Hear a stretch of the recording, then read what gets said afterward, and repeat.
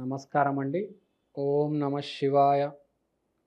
ఓం నమో వెంకటేశాయ. జనవరి మాసం మీనం రాశిఫలాలు చూద్దాం. 2025 మీనం అంటేనే అద్భుతమైన రాశి. ఈ నెల బాగా అసలు చాలా కాన్ఫిడెంట్గా ఫీల్ అవుతారు. స్పోర్ట్స్ బాగా ఆడతారు, మీ గర్ల్ ఫ్రెండ్ని బాగా చూసుకుంటారు, మీ భార్యని ఇక్కడికి తీసుకెళ్తారు, అక్కడికి తీసుకెళ్తారు, అంటే వాళ్ళ అత్త వాళ్ళ ఇంటికో ఏ సినిమాకో తీసుకెళ్తారు, అంటే బయటికి వెళ్ళడం జరుగుతుంది, అంటే బాగా తిరగడం అనేది ఎక్కువ ఉంటుంది. తర్వాత బయటికి వెళ్ళి భోజనం చేస్తారు, అంటే ఫన్ యాక్టివిటీస్, రిక్రియేషనల్ యాక్టివిటీస్ అనేది బాగా చేస్తారు. ఫంక్షన్లకు వెళ్తారు, సినిమాలకు వెళ్తారు, అంటే అర్థం చేసుకుని ఎంజాయ్ చేస్తారు. తర్వాత ఇంకా చాలా ఇంపార్టెంట్ పాయింట్ ఏంటంటే, మీరు ఒక్కరే వెళ్ళరు, మీ పిల్లల్ని తీసుకెళ్తారు, మీ ఆవిడ్ని తీసుకెళ్తారు. ఇప్పుడు సంక్రాంతి కూడా యాడ్ చేయాలి. ఈ మాసం సంక్రాంతి వస్తుంది కాబట్టి మీ ఊరికి కూడా వెళ్ళొస్తారు. కానీ దాంతోపాటు ఈసారి మీనం వాళ్ళకి ఏంటంటే ఆలోచన అనేది ఉంటుంది. ఆలోచన ఏంటంటే ఒక శక్తి అనేది ఉంది, మనమే సర్వస్వం అహం బ్రహ్మాస్మి అనుకుంటే అయిపోయింది. ఒక శక్తి అనేది ఉంది, మనం దాని నుంచి దూరంగా ఉంటాం. మనం ఏదో మంత్ర ఉచ్చారణ చేయాలి, ఏదో దీక్ష తీసుకోవాలి, మనకు కలిసి వస్తుంది, మనం ఒక స్పిరిచువల్ పాత్లో వెళ్ళాలి అని ఆలోచనలు వస్తాయి. ఎందుకంటే మధ్య మీరు చూస్తున్నారు, ఆంజనేయ స్వామి మాల, అయ్యప్ప స్వామి మాల, దుర్గా భవాని మాల వేస్తున్నారు, కొందరు మంత్రాలు తీసుకొని జపం చేస్తున్నారు, మనం చూస్తున్నాం. మీకు కూడా మీనం వాళ్ళకి ఈసారి ఒక థాట్ ప్రాసెస్ అనేది వస్తుంది, ఎప్పుడు లేనిది. ఈసారి మీకు జనవరి నెలలో మీరు ఈ ఆలోచన వస్తుంది అనమాట. చాలామంది నేను మాల వేసుకోవాలి, నేను దీక్ష చేయాలి, రోజు ఒక అరగంట జపం చేయాలి అనేది ఒక ఆలోచన వస్తుంది.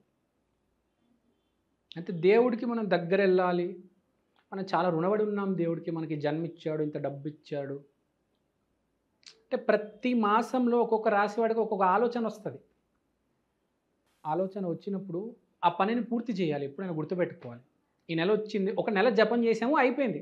ఇప్పుడు అయ్యప్ప స్వామి కానీ ఆంజనేయ స్వామి అలా 41 రోజులు చేస్తారు, చేసి ఇంకా అయిపోయింది, మన పని మనం చేసుకుంటూ పోతాం. అట్లా ఒక అవకాశం మన ముందుకు వచ్చినప్పుడు మనం దాన్ని యూజ్ చేసుకోవాలి, సద్వినియోగపరచుకోవాలి కదా. సో దాని అడ్వాంటేజ్ తీసుకోండి, దాన్ని యూజ్ చేయండి, అలా ఉండిపోవద్దు.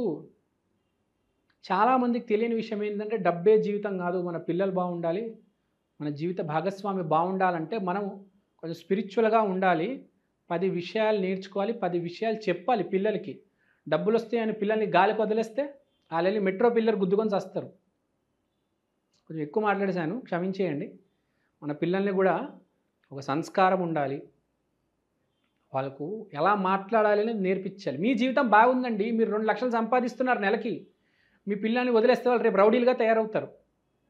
చూస్తున్నాం బయట ఒక్కొక్కడు ఏం చేస్తున్నాడు, పబ్బులని, డ్రగ్స్ అని, మందని. పిల్లల్ని కూడా బాగా పెంచడం పేరెంట్స్ రెస్పాన్సిబిలిటీ. మీ పిల్లలు సక్సెస్ అవ్వకపోయినా పర్లేదు, మంచోళ్ళు అయితే చాలు. ఇంకో విషయం చెప్పాలా, మంచోళ్ళు అయితే ఆటోమేటిక్ సక్సెస్ కూడా అవుతారు. పిల్లలను సరిగ్గా పోషించండి, పెంచండి. చాలా ఇంపార్టెంట్ జీవితంలో. డబ్బు కాదురా నాయన, 90% మీ జీవిత భాగస్వామి మంచి ఆవిడ వస్తే చాలు. గుర్తుపెట్టుకోండి, మీ ఆవిడ మంచిది, మీ పిల్లలు మీ మాట వింటున్నారు, మీకన్నా అదృష్టవంతులు లేరండి. డబ్బు అనేది జీవితంలో ఓన్లీ 13%. మన శాస్త్రాల్లో కూడా ఉంది, డబ్బు 13% మాత్రమే జీవితంలో సంతోషం తెచ్చిపెట్టేది. 13% అంటే జస్ట్ 13%, 13. జీవితం అంటే ఆవిడ, పిల్లలు, అమ్మ, నాన్న, వీళ్ళని బాగా చూసుకోవడం. డబ్బు ఒక నెల ఎక్కువ వస్తుంది, ఒక నెల తక్కువ వస్తుంది, ఒక నెల రాకపోవచ్చు, ఒక నెల అప్పవచ్చు. కానీ మనం ఈ భూమి మీదకి వచ్చాక మనకు రెస్పాన్సిబిలిటీ ఉంటుంది. అమ్మా నాన్నకి గౌరవం ఇవ్వాలి, పిల్లల్ని బాగా చూసుకోవాలి, భార్యకి రెస్పెక్ట్ ఇవ్వాలి, మన ఫ్రెండ్స్తో బాగుండాలి. Relationship is most important. జన్మ ఎత్తిందే ఈ రిలేషన్షిప్స్ అన్నిటినీ సరిగ్గా చూసుకోవడానికి, అందరినీ బాగా చూసుకోవడానికి. సో ఇప్పుడు పాయింట్ ఏంటంటే నేను చెప్పేది మీరు ఇవన్నీ ఆలోచించి అందరితో బాగా ఉండండి. సో మనం మాట్లాడుకున్నాం దీని ముందు అంతా బాగానే ఉంది. ఇటు అటు తిరుగుతారు. వ్యాపారంలో అదృష్టం కలిసొస్తది. జాబ్ చేసే వాళ్ళకి కూడా బాగుంటుంది. ముందు ముందు ఊపొస్తది జాబ్ చేసే వాళ్ళకి. మెల్లిగా ఈ జనవరి మాసం అయ్యే కొద్దీ వాళ్ళు ఆ ఫామ్‌లోకి వెళ్తారు. నేను ఇంకా పని ఇంకా సీరియస్‌గా తీసుకోవాలని. సో ఓవరాల్‌గా ఈ థింకింగ్ అనేది చాలా బాగుంది. సో దీన్ని మనం ఫైన్ ట్యూన్ చేసుకొని సెట్ చేసుకోవాలి.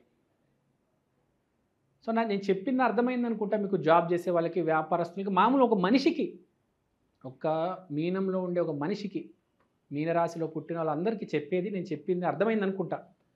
సో నేను చెప్పేది చెప్పినట్టు చేయండి. దత్తాత్రేయ అనుగ్రహం మీకు ఎప్పుడు ఉండాలి. దత్తాత్రేయ ఆలయంకి వెళ్ళండి, సాయిబాబా ఆలయంకి వెళ్ళండి, దక్షిణామూర్తి ఆలయంకి వెళ్ళండి. అంతా బాగుంటుంది. అందరూ బాగుండాలి, అందులో మీరు ఉండాలి. సర్వే జనా సుఖినో భవంతు. ఓం నమ శివాయ. ఓం నమో వెంకటేశాయ. 2025 నూతన సంవత్సర శుభాకాంక్షలు. ఇప్పుడు ఈ సంవత్సరం మనం మాట్లాడుకోవాల్సింది మన దేశం గురించి, మన రాష్ట్రం గురించి, మన గురించి. ఇక్కడ చెప్పదగ్గ పాయింట్, ప్రతి మనిషి ఈ కొత్త సంవత్సరంలో ఒక కొత్త అడుగు వేయబోతున్నాడు.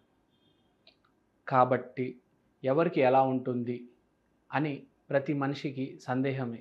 నాకు బాగుంటుందా, మా పాపకు బాగుంటుందా, మా బాబుకు బాగుంటుందా?